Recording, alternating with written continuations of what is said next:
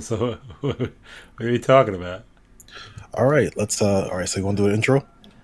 Uh, I always do the soft recording, so I've been recording Oh, with soft them. recordings. Okay, you got it. All No, right. so you can do the intro. I'm just saying, I Oh wait, always well, well. because how some shows they always play like a different little intro. Oh, like a cold opening. Yeah, that's what I meant. Not soft intro. Okay, I meant so cold. let this be the coldest opening No, online. we're already cold. We're already cold opening. It's Let's already see. happened. It's already been I'm not recorded. cold enough though. Oh man, well, you're gonna edit all this, so whatever.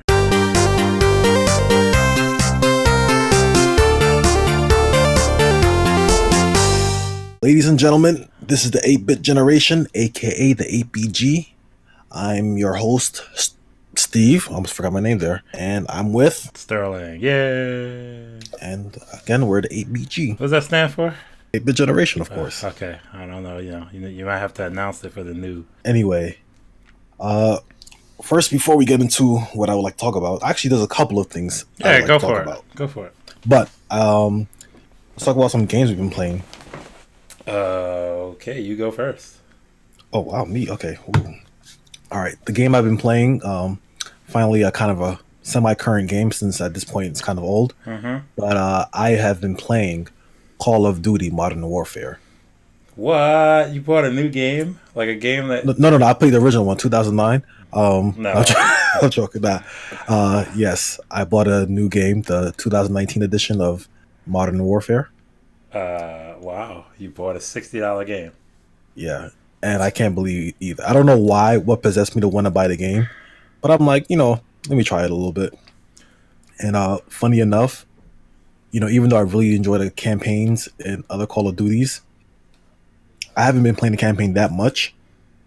Actually, let me just say this first. The last Call of Duty game I really played thoroughly was Black Ops. After that, all the other Call of Duty games I kind of fell off on. Like I didn't really feel an urge Mm-hmm. to play them. Mm-hmm. You know what I mean? Like I enjoy Black Ops, but there was like I just felt like kind of like a samey feeling after a while. Like playing everything since like Modern Warfare, and I was just like, all right, you know what? I'm kind of over it. So I kind of put everything to the wayside. But when I saw Modern Warfare, I was just like, I saw it was a soft reboot.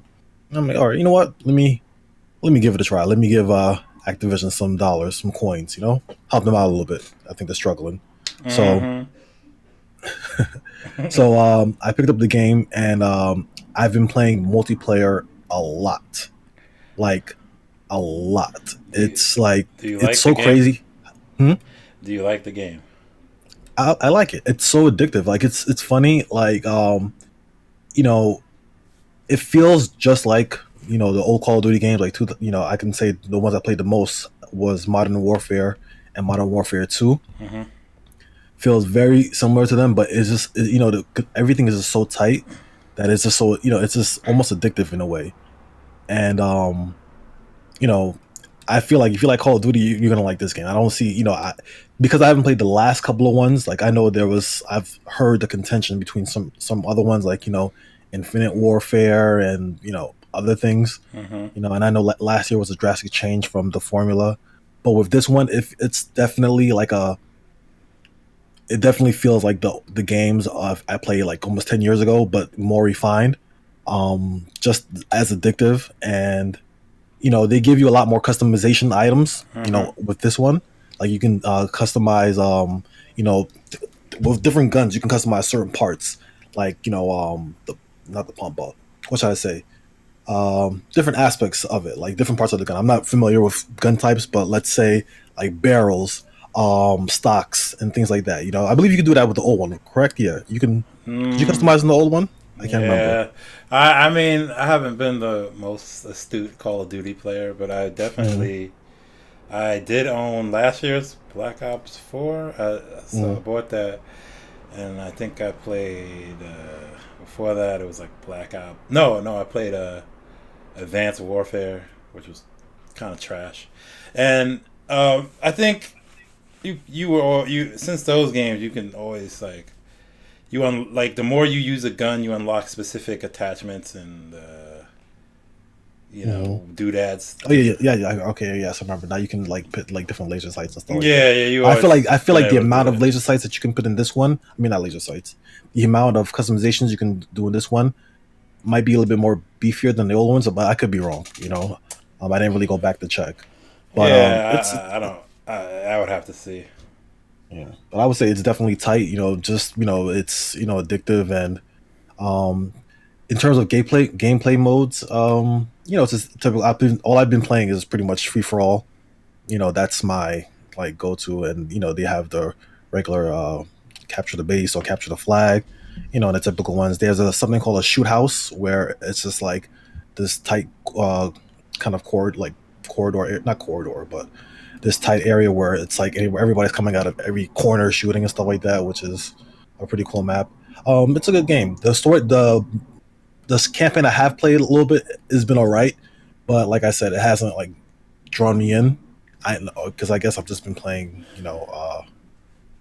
multiplayer so much, and that's kind of my addiction right now. Aside from Call of Duty, have I played anything else? Randomly, I downloaded the on the 3DS. I know it's a current system. I downloaded what's that game called? I can't believe I'm forgetting the name. The Angry Video Game Nerd game.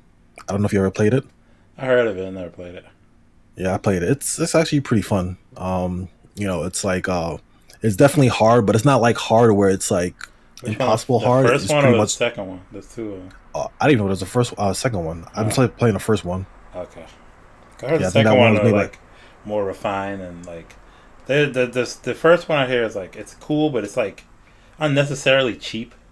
Mm-hmm. Especially like later levels where it's like near impossible. It's just like, which is like it's funny because that's the whole point of it. But yeah, it's frustrating on purpose. I guess it's supposed to elicit the same kind of reaction that you see the nerd doing, like oh f this f that, and it does a pretty good job of doing it, but it never feels so unfair. It just feels like okay, I just have to memorize all of this stuff, so it's pretty much trial and error and this pattern memorization, like kind of like pretty much like old school games. So it definitely gets that part right. Hold on. Yeah, so that's pretty much what I've been playing so far. Wow, exciting. How about you? Exciting. Me? Oh, I've been playing a couple of doodads. I got Bloodstained. Bloodstained. Ritual of the Night, I think. Whichever one is the... Oh, yes. Yeah, whichever one's the real full game, not the little 8-bit one. Because, I always wanted to get it because I heard it's pretty good. It's pretty much a culmination of every side-scrolling Castlevania game that that Igarashi's ever made. I think his name is Igarashi. That's all it is, and I've played maybe like the first 2-3 hours, and it's good. I mean, the graphics are pretty nice. Won't blow your mind, but 2D, definitely gives you that. It's that 2D. It's what like if they made Symphony of the Night now as a indie game, I guess it would look like this. But it still looks pretty good. Plays pretty good. It looks like it's exactly what you expect. You're a single character, has some pretty good voice acting and stuff like that, but you're just a character. You're exploring a giant castle. You get a bunch of equipment. You absorb souls, very similar to Aria of Sorrow. Oh, nice. Or Dawn of Sorrow too. Those games like you kill it. It has that, but it also has like magic too. It has like all these systems that all the games kind of had. So, music's pretty good. I don't know if it's Castlevania good, but so far it's pretty good. So that's a high bar. I hear the difficulty is kind of it gets easy. I know so far in the beginning wasn't that easy for me. Like I've died on one of the bosses multiple times just because until I figured out how to really get them. But yeah, so I've been playing that. I bought it because it was on sale for like $30, and then like I swear like a week later it was free on the Xbox Games Pass that I have. I have the PC, so you can use. They have their like PC games, and so it's on that. If you have like Games Pass, you can just play it. So that kind of upset me because I just bought it and and I'm subscribed to Game Pass because it's way too good to give up. Like, So I've been playing a couple of current games, believe it or not, which is kind of crazy too. I haven't played big chunks of them, but I've played The Outer Worlds, which is a game that a lot of people are talking about. I've been hearing that. It's basically, I've never really been a Fallout guy, so I've never really played any of Fallouts, but from what I gather this is what Fallout should have been, like Fallout 4 or Fallout. It's made by the people who made Fallout New Vegas, which was like, I guess, secretly really good. It had like a lot of launch issues, but once they fixed it, it's like one of the better ones. It might be the best Fallout game according to a lot of people. It has the best story, I think. But so this game is sort of like you would take, almost like, to me, it's like you take Fallout and you give it a hint of Borderlands, but not an obnoxious amount of Borderlands. You know how Borderlands can be like, I don't know if you play Borderlands, but sometimes Borderlands. I play Borderlands too. Yeah, Borderlands, it's like, oh, look how outrageous we are. You know, the humor is so crazy. We're like so in your face. So this game has humor, but it's actually funny. And it's not so, it doesn't take itself too seriously. And also the character creation is like really cool because I've only played a couple of hours of it as well, but like I almost want to just create a different type of character with different stats. Like you can build your character and like you can choose stats, strength, and this, and charisma or whatever, right? And intelligence, and you can choose like to lower one stat to raise another, so you can have like less intelligent. But you can literally make your character like have less intelligent, and it unlocks options to answer questions like an idiot, which is kind of funny. Like you have a dumb choice just because your character is like stupid. So I kind of want to play the game like that. I want to see how that goes. Like just the fact that you can do that is kind of funny. But it's I think it's first person only. I'm not sure, but I know it's first person. You shoot people, you see numbers. I think you level up. It's that kind of game. But it apparently has a really nice open world with choices that have consequences, and a lot of so far what I played, I think it's good. I don't know how much time I'm gonna dump into it, just because sometimes I have to get real into a game to play it for a long time, especially those kind of. I don't think it's long though. I heard it's like maybe you beat it in 15 to 20 hours. It's not like a Witcher game where there's so much to do. I think there might be, but you can just kind of gun it to the end. So I've been playing that. I've been playing another kind of current, but not really current game, but current in the way I have it, which is Red Dead Redemption 2 on PC, because it was just released on PC. So I bought it and I played it. And I had bought it for PlayStation, but I never played it because I just wanted to wait for the PC version for whatever. So bought it, played it. Once again, another game I only played the intro to. But wow. It's so beautiful. The detail in that game is outrageous. Like Rockstar is just always on another level. I can't explain how gorgeous the game looks, and especially on PC, which sorry console players, but you do get the better graphical experience on PC. So it runs at 60 frames. Like my PC can handle it at 60 frames with most settings on high. So it looks great. It runs great. A lot of people I heard had launch issues, but I think they patched them out now. The only thing I'm not sure about the gameplay wise, I'm sure I'll get used to it, but like it's more simulation than like previous Rockstar games. You know how kind of like what was the game? San Andreas kind of went overboard with like you can eat and then get fat, or just like kind of like almost where it's like it's a little too much. There's like too much in the game. Yeah. Oh, I know that feeling. Right. So this game, I don't know if it does that, but like you get hungry. It's things like that. I think it's a lot more realism to it than there was in the first game, so I have to see how that works out. But boy, the characters and that world, like, I really want to get back into it. Like, for sure, I'm going to play that. I'm definitely going to go through that, so I can't wait. So I think I've been playing more things. Still been playing Apex Legends, and I actually booted up Fortnite too, and still been playing Overwatch. So yeah, that's about it. Yeah, pretty current. Kind of crazy. Yeah, look at that. The most current, well, except for my 3DS selection. Yeah, this is probably the most current we've ever been.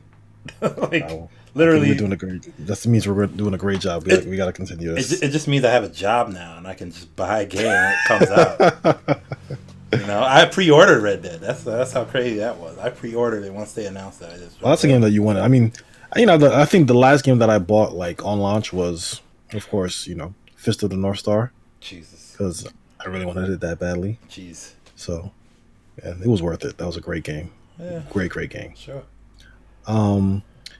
So some of the other things that I wanted to talk about, now that we have talked about the games we've played, was I wanted to know, what did you think about the Sonic redesign?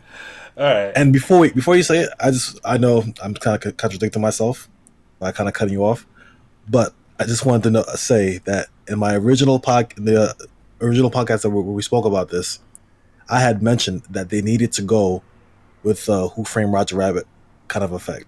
And what I meant by that is they need to make him look more like his cartoon self instead of trying to go for this ultra realistic look. And I think they did that, and I think it worked out for them.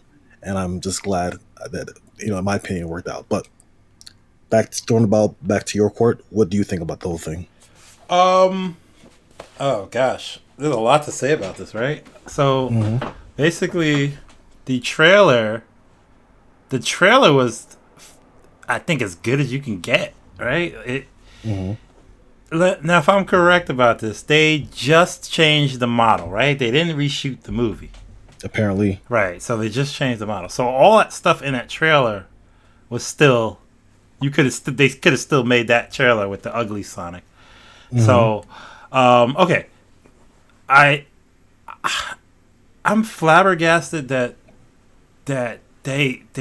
other Sonic got through the door, right? Like, no one at Sega, said, "Oh, wait a minute, like, you can't show people this." No, like, you figure, like, if Nintendo was gonna let somebody make a Mario movie, well, let's I don't know. Then again, but even I don't know. I think Mario's a stronger property and a more sacred property than Sonic. So I feel like. Well, then I thought about the Mario Brothers movie that we got. So I mean, that was 20 years ago. But you know what I mean? I think and to be honest, I think Bob Hoskins was. If I had to imagine a real life Mario, I think it would look like Bob Hoskins. I don't know why. Oh, I agree that's the perfect casting. Right. Again, I think that was the best thing about that movie. Right. Seeing Bob Hoskins as Mario. He to me, I didn't mind Mario, just the whole damn movie. But I'm just surprised in this day. They knew, like, the minute the poster got released that showed the silhouette, people were like, "Oh no!" And then they showed the trailer, and everybody, I'm now one of my buddies who, the Bandito, he said that he's gonna go see the movie now. He wasn't gonna see it before, and he's gonna go see it now, which means that I think this is for the better of the movie. I think it, obviously from a movie standpoint, it doesn't change the movie. So if it's still a bad movie, it's still gonna be a bad movie, right? Like, doesn't matter. Doesn't matter if he looks better. It's still, but the design. They got it pretty good. I know one of the creators wasn't that happy because his eyes are not are still they're still not joined together. Yeah, which he says. No, I think that's fine. I think that would be very hard to kind of pull off. I don't think that's hard to pull off. How hard could that possibly be? That's true, but I think I think they just said that maybe they don't. Maybe they just didn't. I think they just made a conscious decision to not do that because.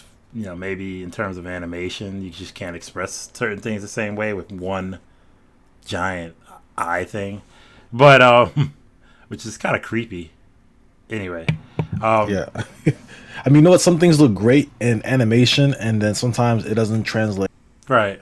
too well when you were doing it like live action. But then like they just they could have just used the Wreck-It Ralph Sonic. I don't know, but I guess I know in live action it's different. So, but let's move on to more about this. So, what do you? So you have any issue with the redesign at all? No, I think the redesign is perfect. I mean, yeah, perfect. I think it's. I can't see what else they can improve on it. When I look at it, I see Sonic. I see a character that I recognize, and the trailer did a great job of like. I think first off, what was great about the trailer is that they didn't use some random ass song. Like the first Sonic trailer used some Gangster Paradise remix or whatever they did. They used some kind of remix of the Gangster Paradise, and then it was just kind of like out of place, and they showed like a lot of human interaction and stuff like that. I guess it's typical for one of these movies where we have a CGI character. You're just gonna have a whole bunch of humans, in the whole entire movie. Kind of like Ninja Turtles and all that kind of stuff. So I'm kind of like half expecting that. But in the trailer, the second trailer they showed with the new redesigned Sonic, not only did Sonic look great, but they showed so many scenes that I actually kind of smiled when I watched it. When Sonic was playing baseball by himself, and he's making a joke. I thought it was great. Like it was funny. And especially the scene in the beginning. I should actually go back. The scene where he's doing that, running up the. I don't know if he was running on that. What do you call it? Mm-hmm. That circle, like Yeah. kind of like the Sonic. What do you call that thing where he goes upside down? A loop. A loop. I like, huh? The loop. Yeah, thank you. Oh, Jesus. Yeah, when he was going around, those Sonic loops that we always see. We saw that, and he was kind of like in that whatever world he was in or his world, and it looked awesome. And they played a little bit of the Sonic music. Yeah. Kind of I guess that was a nice touch. The Sonic. That was music. a great touch. That's something they should have done in the first place. The trailer looked great. Jim Carrey is being Jim Carrey.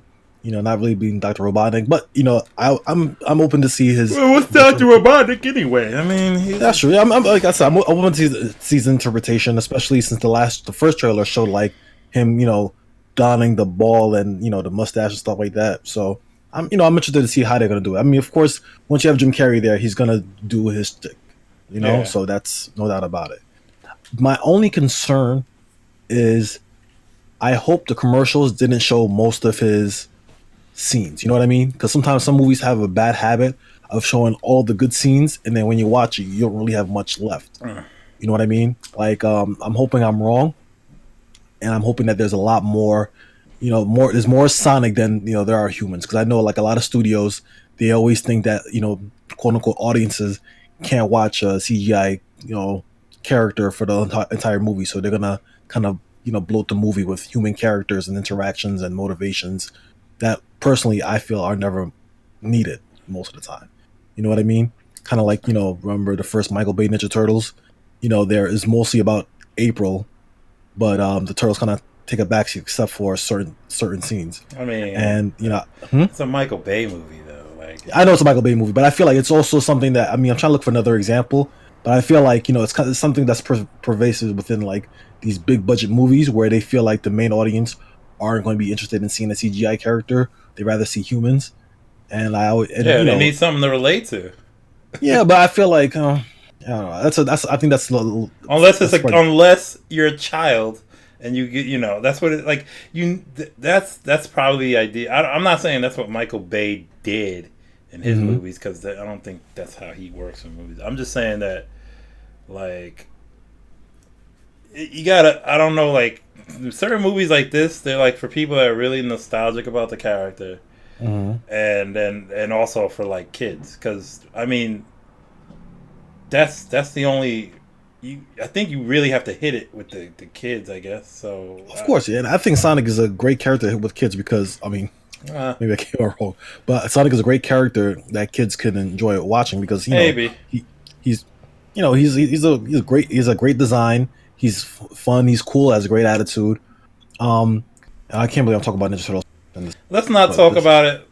But what I want to use them as an example in terms of how the first one was kind of I can't remember more about the human characters, and then the second one, it was terrible. The second one's terrible. They're both bad. But it focused. The second one tried to focus a little bit more on the turtles, and their interactions rather than humans. Which that's one thing. That's the only thing I appreciated about the second movie is that at least they somewhat tried to make the turtles seem like separate characters instead of just making them seem like just a CGI group that's all together in CGI scenes.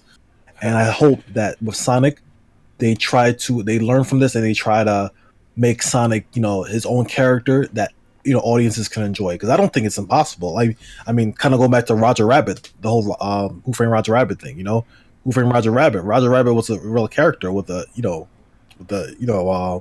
with his own with his situation and stuff like that. And speaking of Bob Hopkins, he did a great. Was that Bob Hopkins who framed Roger Rabbit, right? Yeah. Bob Hoskins. All right, perfect. Yeah, Bob Hoskins. Bob Hoskins did a great job, like acting, making him feel real and everything. And I feel like they definitely divvied the time perfectly. So hopefully, I wish the rest of the movie. I personally want to see the movie. I think it won me over, even more, because before I wanted to see it just to see kind of like a train wreck in a way. I'm like, oh, this is going to be so bad, it might be good. And even though the first trailer did get a chuckle out of me in one scene, but this second trailer sold me, and I'm hoping that it does good. And the one good thing I could say that came out of this whole thing is I'm glad the studio kind of listened to the audiences, because it kind of shows that sometimes listening to audiences is not bad. Sometimes it can go wrong in certain situations, but I feel like in this one, they listened, they took the criticism, and I think they understood where fans were coming from, and they created a greater product. And I feel like in the end, I hope that this will turn out good for them in terms of merchandise and movie sales. Okay, well, now I'll say my piece is that I think that, first of all, I think the movie's gonna suck. That to me, I don't think the character. First of all, the character design initially, to me, was a sign that they don't know what they're doing. So they didn't change the script or anything, so I don't have any more faith in what they're putting out there just because they changed the way the character looked based on a bunch of people complaining. And I know a lot of those people complaining probably still won't see the movie.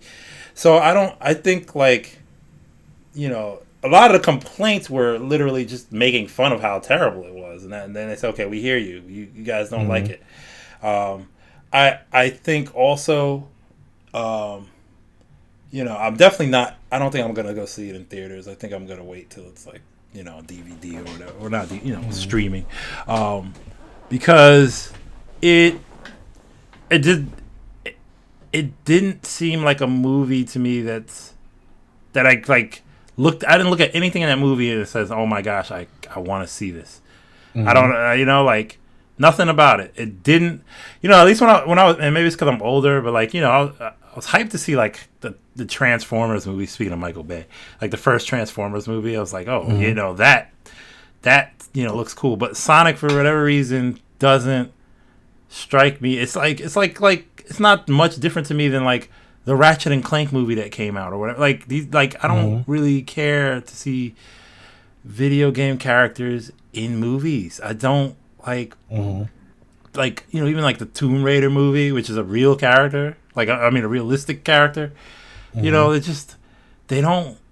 The appeal of those characters to me isn't movies. Isn't watching them for an hour and a half. It's like using them and being them.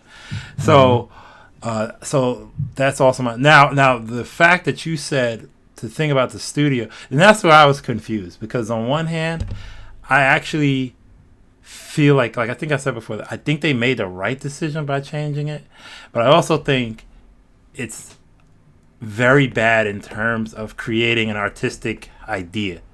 So now, granted, because then it means that can mean a few things. Whoever made the original design either said, "This is just how I want them to look," because that design gets made two ways, right? It gets made where they either saw on a piece of paper like words that are written out of what character Sonic is, and then and then they mocked up a picture based on just words they seen, or they took the image of the character and said, let's change everything because for whatever maybe they were like, we need to make him look more realistic. So maybe maybe that's what happened. I feel. Oh, sorry. Whatever the case, and I'm pretty sure they've had an image of what Sonic looks like before they made that ugly one. But the idea that the issue I have is that you like you said it. They gave in, and which I think it's better for this specific case, but at the same time I feel like this a bad precedent. This could set a bad precedent, because now whenever we see something we don't like, maybe we can make a big enough fuss that they're gonna change it now. You know what I mean? Like, and I'm not saying, and it really depends on how this works out. So if this movie does become a hit, even if it's terrible, then literally every time someone makes a movie, or an important, like let's say an important nerdy type movie, right? Like a movie that has established characters, or the way people, whatever. It's giving control to the consumer, which I think is not a bad thing, like ideally, but I don't know. I just feel like I think it sets a bad precedent. But I feel like as consumers, we already kind of have the power. Just don't go pay. That's what I say. Exactly, and that's the thing. And I think a lot of times, especially in this kind of, I guess, geek fandom, used to say, or geek fandom. A lot of times we don't like something, we will show it, and they'll show it through their dollars. And I feel like with Sega, or Paramount, who is making this picture, they saw a risk of losing a lot of money, because I'm sure they already spent a lot of money in production, and now they want to make that money back. So, if you hear outcry like that, obviously you want fans to at least be satisfied with what they're seeing, because if they're at least satisfied with what they're seeing, even if they don't go see the movie, they might buy movie merchandise. They might sell things better. Because I think kind of going back to what you were saying about the Sonic design, it seems like they were looking at Sonic and saying, how can we make him look more realistic? How do we make him not look like a blue Mickey Mouse? So instead of giving him gloves, they make his hands white and really weird, like a raccoon. Instead of like giving him one big eye, they give him these eyes, and they put a little patch right on top of his nose. Gave him real teeth. Yeah, we get they give him real teeth. So they try to do all these things, but then it looks very unsettling. And from a merchandise standpoint, like I'm a fan who likes to collect figures and stuff like that. And if I were a Sonic fan who were to collect figures, you think I want to collect a figure that looks like that? I don't know. It looks creepy. It looks weird. You know what I mean? It looks kind of like, I don't think uninteresting. But I think if they start selling merchandise with it that looks at least much better, fans will react to it better and buy certain things. I actually don't know if that's the case with this. Only because, like, I get how you want to make, like, a lot of people make certain things to make toys to sell them. Well, that's a lot. But, like, I literally think because Sonic has an already established, kind of like this established love-hate fan base or whatever, because Sega kind of doesn't know how to. They sometimes make good Sonic games, and then they sometimes just make really bad ones. And I honestly don't even think Sonic is like that popular anymore. Like, I feel like he's known, and amongst, it's like the Sega fan in general. Like, there was a time when I think that was strong, but it's not anymore. I don't think. You know what? I think I might beg to differ. I feel like Sonic is very popular with kids. I feel like a lot of kids, Sonic, that's why they're making a movie out of him now, because he's still popular with kids. And if you think about it too, it's kind of like, kind of going back to nostalgia. It's not even nostalgia for like people our age who, grew up with Sonic in the 90s. But now you have to remember too, there's a whole group of, adults who kind of grew up with him like during like, that's kind of growing up with him during the Dreamcast era. But that was That was like 20 years ago. Exactly. So now you But have that, these. but that's what I'm trying to tell you though. Like that is nostalgia. That's 20 years ago. No, exactly. I'm saying that's it's new. It's new. It's nostalgia. So now there's different levels. It's not just appealing to people who grew up during the Sega Genesis era. But no, I said the Sega. I didn't say Genesis. I said the Sega. I said like there's an idea of like Sega. Like there's the Sega people, right? People that really enjoyed Sega, whatever. And since Sega's been, I just feel like, okay, you have Mario, and then you have like Sonic. There's just like, and it's not even about making good games anymore. I feel like that character,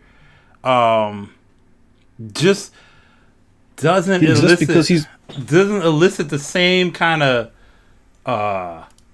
pull. I think you think it does. I'm just feeling like I gotta check some sales figures. Let me see. I mean, I think personally, I think Sonic is just popular with kids. I think he's, his games. But no, because this is why I don't think that either. Things that are popular with kids, like Pokemon and stuff. You could tell me that's popular with kids, but I don't see a bunch of kids wearing Sonic stuff. I don't see things like that. You see a whole bunch of people like. Go on the internet and look at stuff. I barely see anyone tweeting about Sonic. The only time it became really kind of relevant was because of how disastrous this movie. But like the last Sonic game came and went.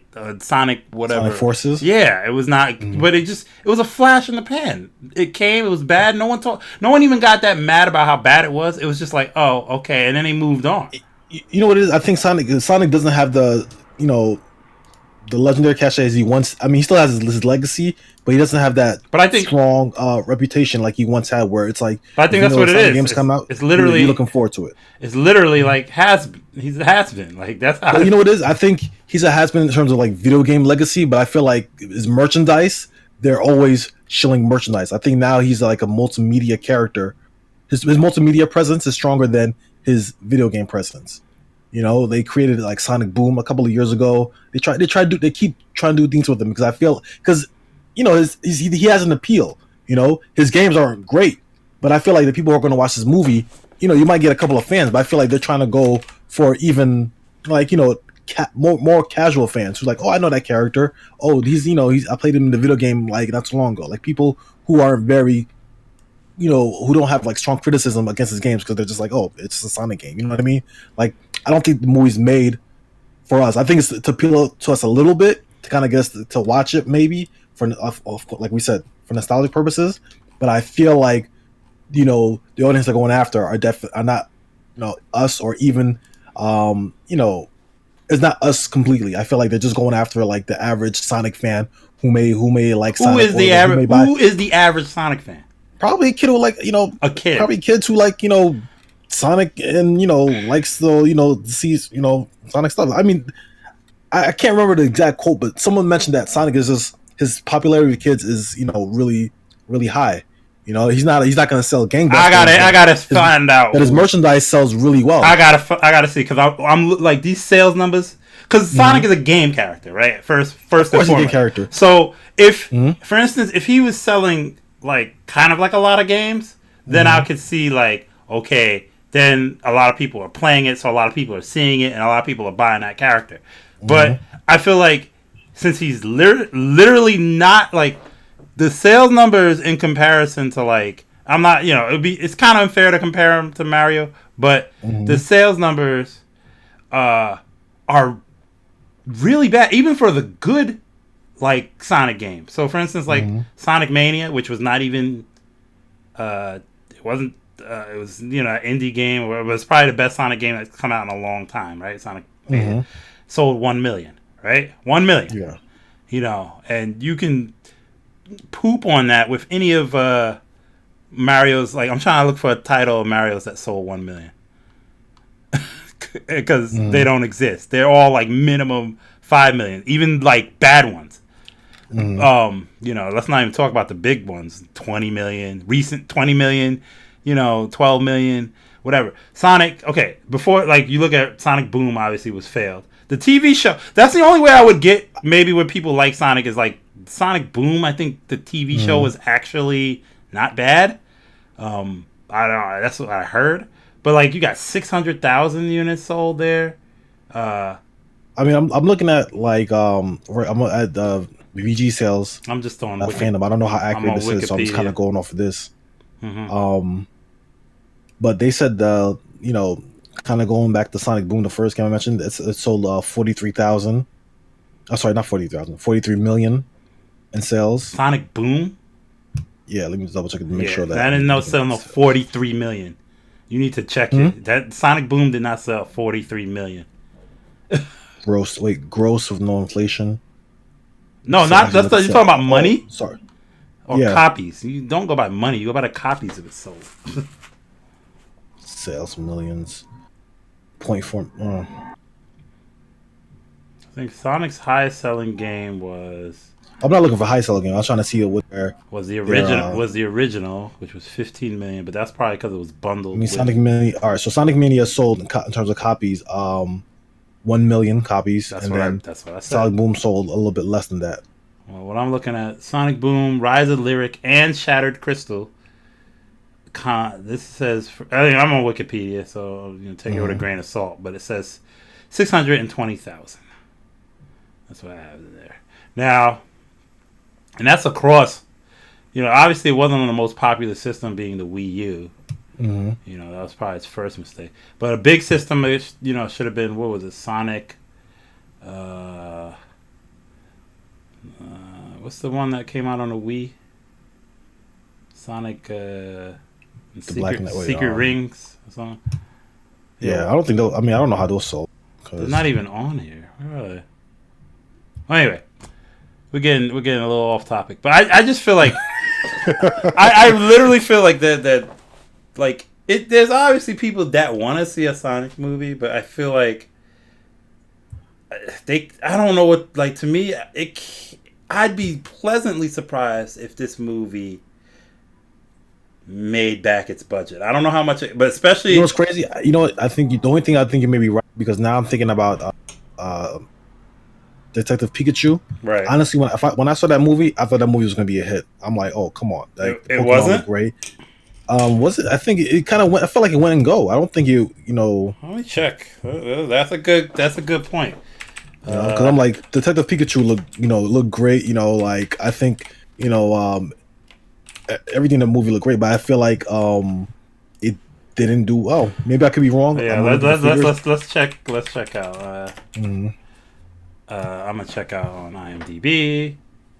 So this episode is just us looking at stuff on Wikipedia. You know what? I don't care. No, I'm joking. I'm making a joke. I know. We're just trying to make sure we're accurate, not just talking out of our ass. Oh no, it did all right. I mean, maybe because budget. Let me see, budget. 150 million. Oh yeah, box office rate. All right, so I was wrong. So it wasn't about because well, that's probably worldwide too. Yeah, but that still matters. Like, Sonic's it still matters. But I'm trying to say, like, I don't know, like Pokemon made $500 million, close to $500 million. So that's pretty good. Nice. So that's not too bad. That's pretty good. Opening weekends, yeah, I think they maybe might have expected a little more because with the franchise like Pokemon's a juggernaut. I guess it's big in Japan too, but it definitely only made it for the 150 million estimated budget.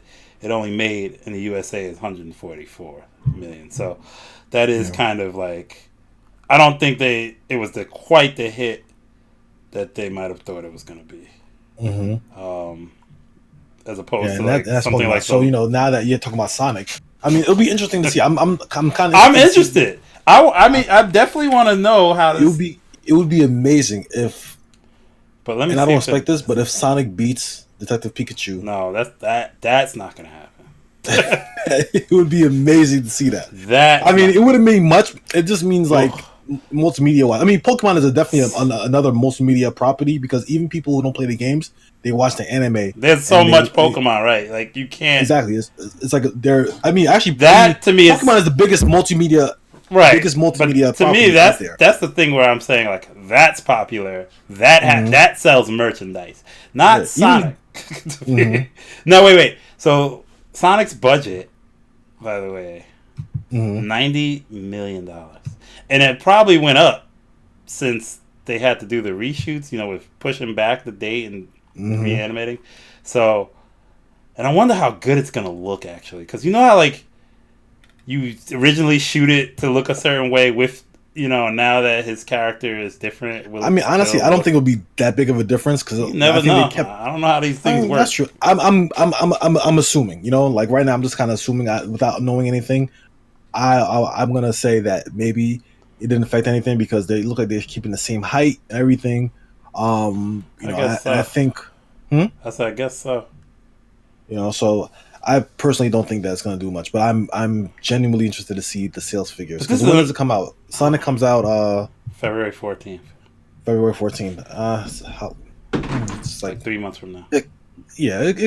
We'll see.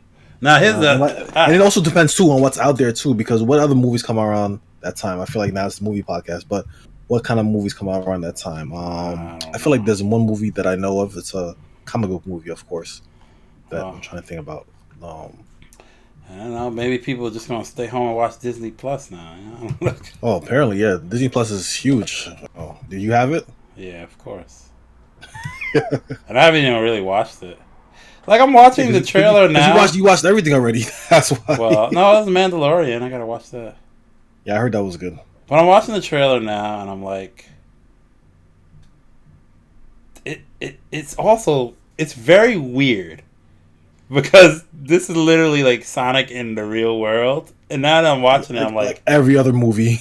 And the thing about it is, there 9 out of 10 times these movies are not good. You know what the issue is? It's just like too many. Like I kind of said before, it's like you have that effect where it's like, oh, it'll be too. Like I feel like these.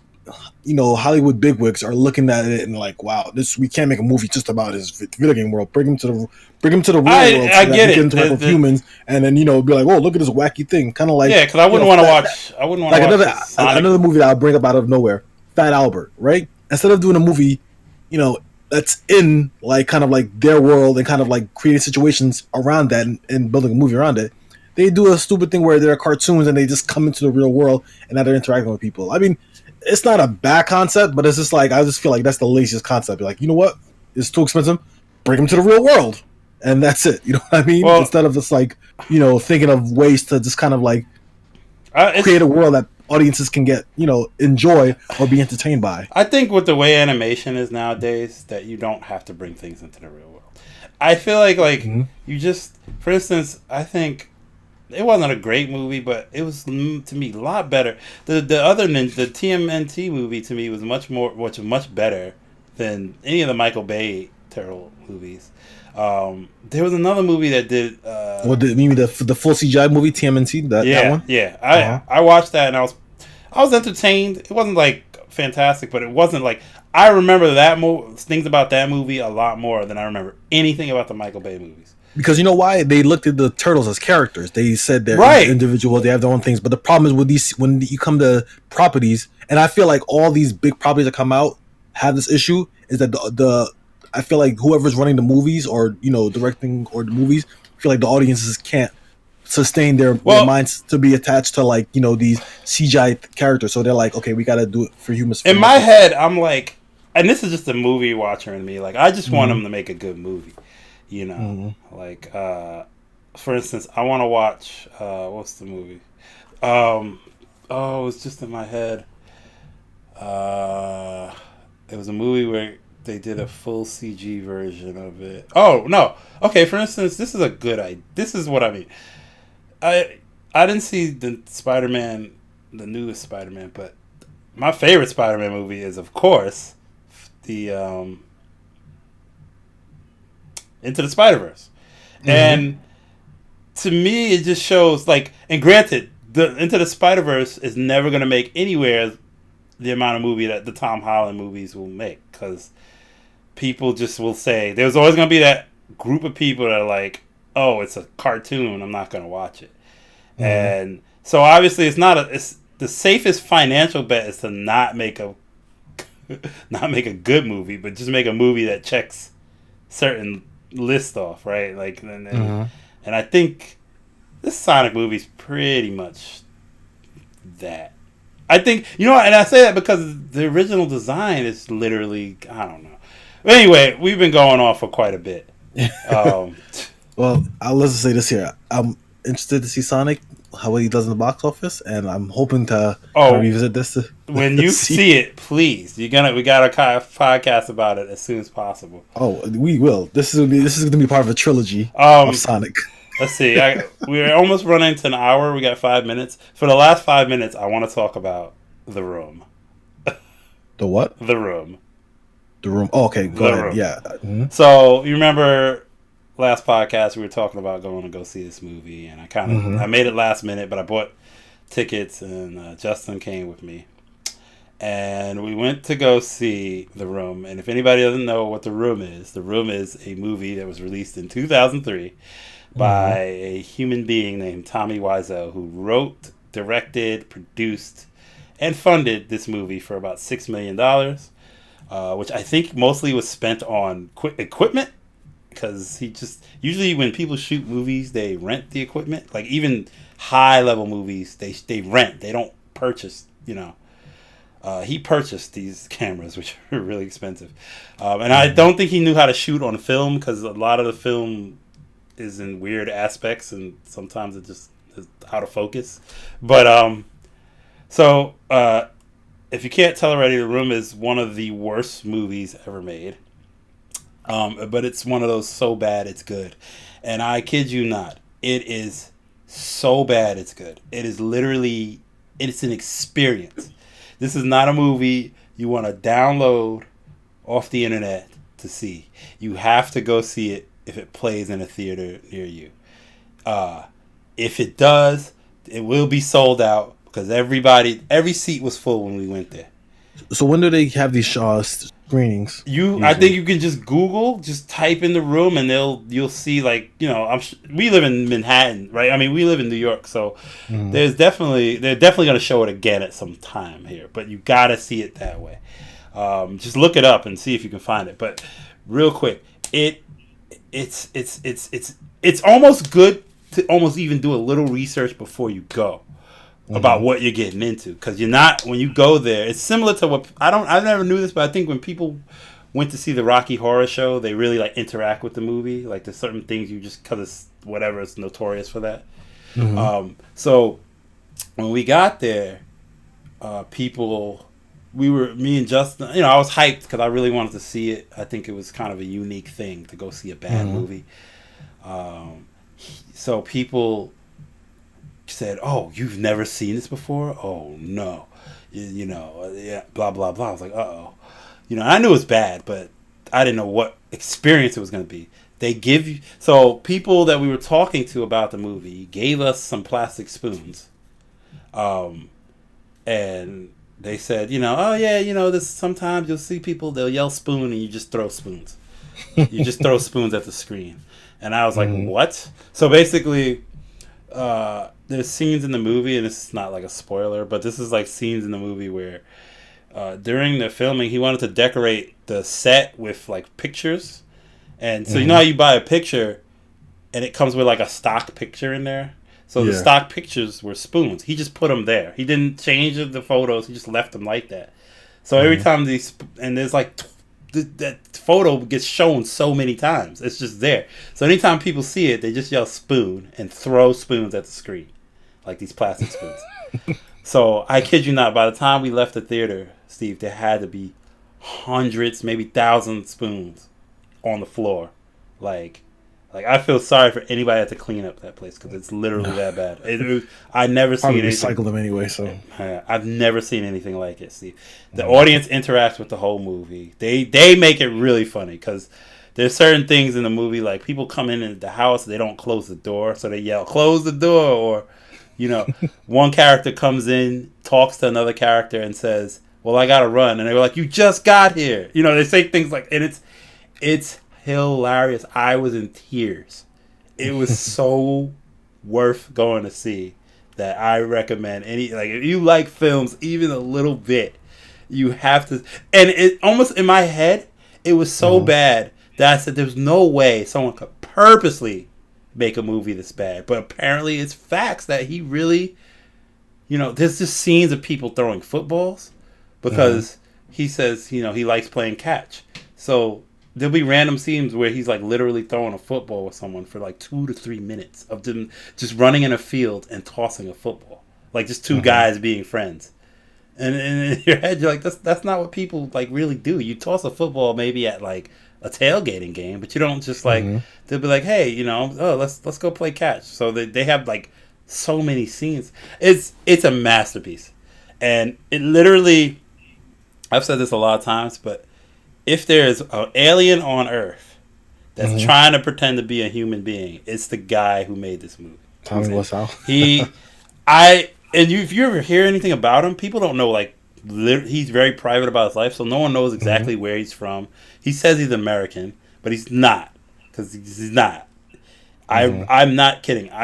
Like, you know how, like, an alien would, like, watch a movie and then try to replicate what we do? That's, like, what this whole movie is. Like, oh my god, it's yeah, because I'm kind of familiar with the whole room thing. I mean, of course, I think like most people, a lot of people, might know. Yeah, a lot of movie critics now are looking at take a look at it, but you have to see it. Literally, it's so bad that the badness of it, not even just like in a joking way, just makes it good. Like it's so hard to. It's literally multiplying a negative times a negative, and it gives you a positive. Like that's literally what this movie is. I can't recommend. Like I'll look for more showings, and I'll definitely let you know, because it's something like you gotta go see it again. I have to see it again. I have to come prepared with spoons and things to yell at. Like oh my God. I'll be down for that. Yeah. So all right. So I think that's it. That's it. That's a wrap. This is Steve and Sterl. He's signing out. 8BG, aka Sonic Podcast. Oh gosh, too much Sonic. Hey, Sonic, I mean, he's relevant. All right.